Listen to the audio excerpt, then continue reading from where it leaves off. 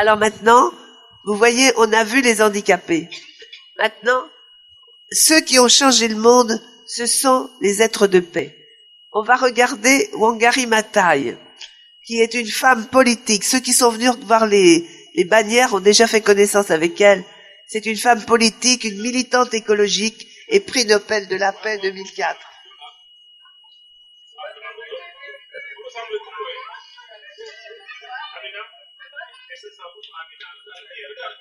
Oui, c'est vrai, c'est vrai.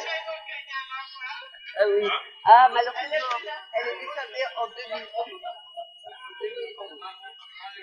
Mais tu peux la rencontrer dans la spiritualité. Hein. On va rencontrer Mohamed Younous. Mohamed Younous est du Bangladesh, c'est-à-dire en Inde. C'était un économiste, un entrepreneur et il a créé la Grameen Bank. La Grameen Bank, c'est une banque de l'audace et du courage et de l'originalité parce que c'est la seule banque des pauvres. Grameen Bank, la banque du village. William Penn, qui était un noble anglais, qui s'est converti au quakerisme. Alors le quakerisme, c'était une religion sans clergé, mais c'était une religion tout à fait ouverte aux autres, généreuse, etc. Il a établi la paix entre les Amérindiens et ceux qui l'avaient accompagné, les Anglais, avec lui. Il a acheté leur terre aux Indiens. Il a appris leur langue et il a fondé la Pennsylvanie. Silva en latin, ça veut dire la forêt, et la forêt de Penn. Ensuite, Sœur Emmanuelle, qui est une religieuse belge et qui a fondé l'association des chiffonniers du Caire et Asmaï. C'était une conférencière. Wangari Maathai, la mère des arbres. Elle était la fille de fermiers pauvres du Kenya, mais c'était des fermiers progressistes. Sa mère, elle a rompu avec la coutume d'éloigner les filles de l'école parce qu'elle s'est dit que c'était bien que sa fille aille à l'école. Son père était un grand travailleur qui les a familiarisés à la culture du sol. Elle a fait ses études chez les sœurs de Loreto, Kenya, et puis elle a eu une bourse qui lui a permis d'aller étudier aux États-Unis. Elle était persévérante, capital humain. Vous verrez, en jaune, on a mis capital humain. Elle devient la première femme d'Afrique à obtenir son doctorat en biologie. Elle trouve un emploi à l'université de Nairobi pour travailler en médecine vétérinaire. Elle devient doyenne de l'université en 1980. Son mari, qui la trouve trop instruite, trop forte, trop brillante, trop têtue et trop difficile à contrôler, va la divorcer. Wangari a porté plainte contre le juge qui l'a condamnée. Elle porte plainte, elle dit que le juge est incompétent et corrompu. Évidemment, elle perd son procès. Et en perdant son procès contre le juge, elle perd son travail, sa maison, la garde de ses enfants et toute la considération sociale. Donc là, Wangari est dépouillée de tout. Elle est un peu comme nos handicapés qui sont dépouillés de tout. Plus de bras, plus de jambes, pas possible de parler, etc. Elle aussi, elle est dépouillée de tout. Elle est inquiète aussi de l'état de la nature au Kenya. Il ne lui reste quoi que son capital humain. C'est tout ce qu'elle a. Mais c'est tout ce qu'elle a. Elle s'oppose au gouvernement qui déboise pour vendre les terrains. Elle sera jetée en prison et alors elle va sauver des jeunes plans parce qu'elle a voulu. Son mari a fait une carrière politique et au début, il a fait des promesses. Seulement le mari n'a pas tenu ses promesses. Elle lui dit, mais comment tu vas faire pour donner tout cet argent? Il dit, mais ça, c'est des promesses, personne n'y pensera plus. Alors elle avait commencé à faire à planter des arbres. Et elle allait vendre ça au marché en espérant qu'à force, elle aurait assez d'argent pour qu'elle tienne, elle, les promesses de son mari. Évidemment, tout ce qui lui est resté quand elle a tout perdu, c'est les plants d'arbres. Alors, pour sauver le Kenya, pour sauver l'eau du Kenya, pour sauver les forêts du Kenya, elle a confié ces jeunes plants aux femmes pauvres du Kenya, analphabètes. Elle leur a appris à planter ces arbres. Ça a créé des emplois pour elles. Et tout ensemble, elles ont replanté 30 millions d'arbres. elles ont reboisé le Kenya, les femmes pauvres avec Wangari. Et Wangari, pendant ce temps-là, milite pour la cause des femmes, de la nature et pour les droits de l'homme. Il y aurait 1 milliard de choses à dire en plus sur cette femme extraordinaire. On a un tout petit film pour l'avoir parlé. Elle est née le 1er avril 1940 au Kenya, alors colonie britannique. Fille de paysans Kikuyu, elle obtient à 20 ans une bourse pour aller étudier la biologie aux États-Unis. Elle est la première femme d'Afrique centrale et de l'Est à décrocher un doctorat. Le Kenya connaît alors une importante déforestation impactant plusieurs ressources. Au lieu de récolter cette belle eau que le bon Dieu nous a donnée, nous perdons non seulement l'eau, mais également le sol. À 37 ans, elle décide de replanter des arbres et fonde le Green Belt Movement, qui s'étendra ensuite à d'autres pays africains. Sa mission, construire des ceintures vertes gérées par des femmes autour des villes et des villages. Des dizaines de millions d'arbres replantés facilitent l'accès au bois et à l'eau et limitent l'érosion. À 39 ans, elle divorce de son mari. Il lui reproche d'être trop instruite. Il lui reproche d'être trop brillante, trop difficile à contrôler. Je parle depuis longtemps d'environnement, mais je parle aussi de bonne gouvernance. J'essaie de dire qu'il est très important que nous travaillions continuellement pour la paix, en évitant la mauvaise gestion de nos ressources. À partir des années 90,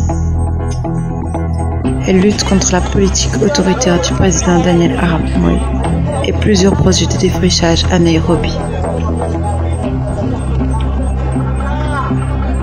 Je n'ai rien fait, j'étais seulement en train de planter des arbres à Freedom Corner, plusieurs fois blessée ou emprisonnée à cause de son activisme. Elle est élue au Parlement kenyan en 2002 avec 98% des voix. Elle devient ministre de l'Environnement l'année suivante. À 64 ans, elle reçoit le prix Nobel de la paix pour sa contribution en faveur du développement durable, pour la démocratie. Elle est la première femme africaine à le recevoir. Nous devons aider la Terre à soigner ses blessures et en même temps soigner les nôtres. Le 25 septembre 2011, elle meurt d'un cancer à l'âge de 71 ans. Wangari Maathai est une figure du combat écologiste kenyan.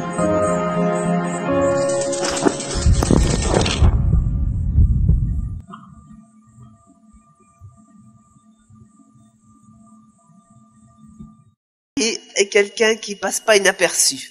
Et j'ai remarqué qu'elle avait la même robe qu'Amina.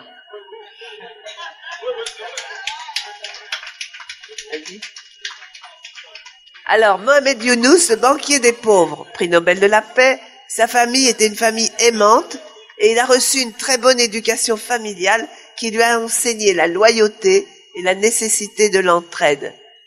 Il a adhéré au scout. Vous connaissez le mouvement du scoutisme.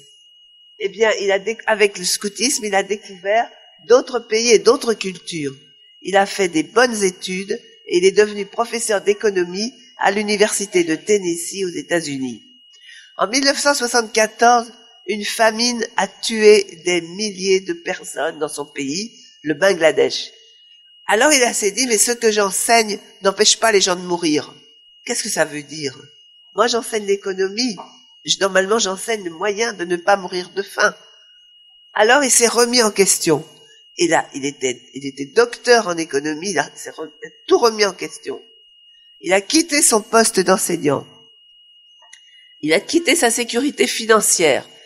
Il a renoncé à sa sécurité affective parce que sa femme a refusé de le suivre. Pour chercher la cause de la pauvreté, il a cherché avec des volontaires parmi ses étudiants. Il est descendu dans les villages pour voir qu'est-ce qui se passe. Il a vu qu'il manquait quelques centimes aux villageois pour pouvoir faire face au développement de leur artisanat. C'est-à-dire, il plantait le riz. Et il manquait quelques centimes pour pouvoir développer un petit peu et pouvoir vivre. Alors lui, il a engagé ses propres fonds et il a lancé la première expérience de microcrédit. En 78, il a fondé la Grameen Bank, la banque des pauvres. Et là, il s'est servi que de son capital humain. Vous avez vu, il a perdu sa femme, son argent, son métier, son poste, la considération, le qu'en dira-t-on, tout ça, s'en fiche. Il a montré aux pauvres ce qui leur manquait. Il leur manquait ni l'argent ni la culture, mais il leur manquait la confiance en eux. Et la solution qu'il a trouvée, elle pouvait être étendue partout dans le monde. Et sa banque, au moment où il y a eu un krach boursier en 2008, toutes les banques ont été affectées, se sont écroulées. Il n'y en a qu'une seule qui a tenu le coup parce que c'était une banque qui avait du vrai argent dedans. C'était la banque des pauvres. Et en plus, les pauvres, ils remboursaient scrupuleusement les prêts qu'on leur faisait. Ils remboursaient rubis sur l'eau. Vous avez le pouvoir de changer le monde. Mohamed Younous, créateur du microcrédit. Utilisez ce pouvoir. Il défend l'idée du social business. Cette forme d'entreprise autosuffisante a pour but le bénéfice social, pas le bénéfice financier. Les jeunes adorent cette idée parce qu'ils ont l'impression d'avoir une opportunité. Ils n'ont pas besoin d'attendre que ce soit quelqu'un d'autre qui résolve le problème. Ils peuvent le faire eux-mêmes. La différence entre les entreprises sociales et les entreprises traditionnelles, c'est que dans les entreprises traditionnelles, on cherche à gagner de l'argent pour soi. On s'est dit qu'il ne fallait plus s'intéresser à l'argent, mais plutôt s'intéresser à résoudre les problèmes. Soudainement, cette machine que nous appelons entreprise est devenue puissante. Mohamed Younous parcourt le monde pour convaincre des bénéfices de l'altruisme. Les jeunes sont à la recherche d'un but. C'est ce qui est fondamental. Quel est le but de mon existence? Pourquoi est-ce que je suis ici? Je veux avoir l'impression que la vie vaut la peine d'être vécue. Sinon, c'est une vie de légumes. J'étais présent, je me suis nourri, je meurs et c'est terminé. Les êtres humains ne sont pas là pour ça. Je me décris comme un optimiste compulsif. Je n'abandonne jamais parce que j'ai foi en la jeunesse. Avant qu'ils aient des idées, je veux leur faire comprendre qu'ils ont deux caractéristiques. L'une est l'égoïsme, il est en vous, et il y a l'altruisme. Donc c'est à vous de décider laquelle vous voulez le plus développer. C'est votre choix. Maintenant voilà William Penn, qui était du XVIIe siècle.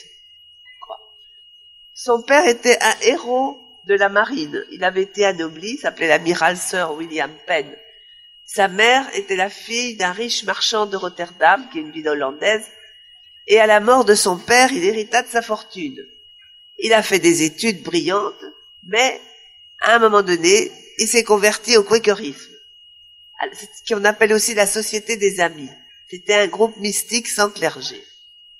Alors il est chassé de l'université, emprisonné, parce que les Quakers étaient mal ressentis dans la société anglaise. Il a été emprisonné à la Tour de Londres plusieurs reprises. Et dans son évolution spirituelle, il avait l'intention de créer une société meilleure. Il avait un projet de société qu'il avait appelé la Sainte Expérience. Et pour réaliser son projet de société, il lui fallait un terrain, il lui fallait de la place. Alors, le roi lui a donné un terrain pour remercier des services qu'il avait rendus. Alors, le terrain qu'il a donné, le terrain qu'il a donné était aux États-Unis. Donc William part aux États-Unis, il avait dit au roi, vous êtes sûr, il n'y a pas de problème, je peux bien y aller, il n'y a aucun souci. Le roi a dit, aucun souci. Il arrive aux États-Unis, sur son terrain, et il y avait un souci. Le souci, c'était quoi? Les Indiens. Pour le roi, les Indiens, c'est rien, on les tue et on prend la place. C'est ça qui se passait. Mais pour William Penn, c'est un souci parce qu'on va pas tuer les Indiens. Alors, il avait donc ces terres que le roi lui avait données, et qu'est-ce qu'il va faire? Eh bien, au lieu de les prendre comme ça et c'est tout, il va les acheter aux Indiens. Et un beau prix. Et pour que les Indiens soient tranquilles, qu'ils se faisaient pas rouler, il a appris leur langue, pour parler leur langue. Et comme ça, ils sont devenus des amis avec Tamanen, le chef de la communauté Delaware. C'est une tribu indienne. Et les Anglais et les Amérindiens ont vécu longuement en bonne amitié. Parce que cet homme-là avait préféré l'être humain à l'argent. Alors, Sœur Emmanuelle, je pense que vous en avez entendu parler, Sœur Emmanuelle, elle est d'origine belge et française. Elle a été prix Nobel de la paix et elle a eu un grand choc à l'âge de 6 ans parce qu'elle a vu son père se noyer devant elle. Elle n'a jamais oublié ça.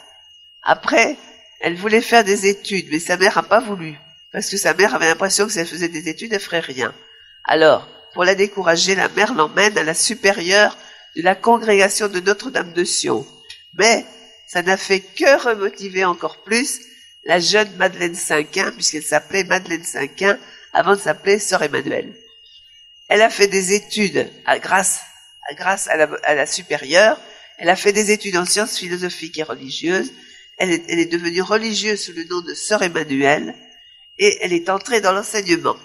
Elle a enseigné la philosophie en Égypte, en Turquie et en Tunisie, mais elle se sent pas heureuse. Quand, à l'heure de la retraite, donc elle a plus de 60 ans, Sœur Emmanuelle est rappelée en France par la supérieure pour se reposer.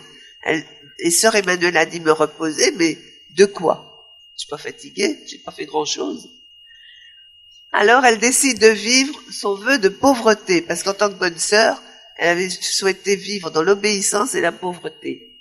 Elle décide de vivre son vœu de pauvreté parmi les pauvres et elle s'installe au Caire. Elle fait l'impossible. Elle s'installe parmi les chiffonniers, des gens qui, toute la journée, grattaient les décharges pour essayer de trouver quelque chose à acheter ou à manger ou à vendre. Alors là, elle crée des écoles, des maisons, des dispensaires et même une usine de compost. Alors là, je peux vous dire qu'elle se sentait heureuse. Elle se démène partout dans le monde pour obtenir des dons. Elle fonde une association, les Amis de Sœur Emmanuelle, qui poursuivra son action après elle. Cette association aide aujourd'hui plus de 60 000 enfants dans le monde. On va la laisser parler un petit peu. Après, ce sera terminé. On mettra juste un au revoir. Vous partez en connaissant un peu mieux votre capital humain, en ayant un peu plus confiance en vous et plus d'amour pour vous. C'est mon espoir. J'ai travaillé pour ça, en tout cas. Et j'espère que ça va vous aider à faire votre vie plus heureuse et que vous allez rendre. Vous savez, je vous ai dit tout à l'heure, je sais plus quand ce matin, je crois, je vous ai dit, il faut que l'Afrique s'éveille pour que le monde soit sauvé. Alors on compte sur vous.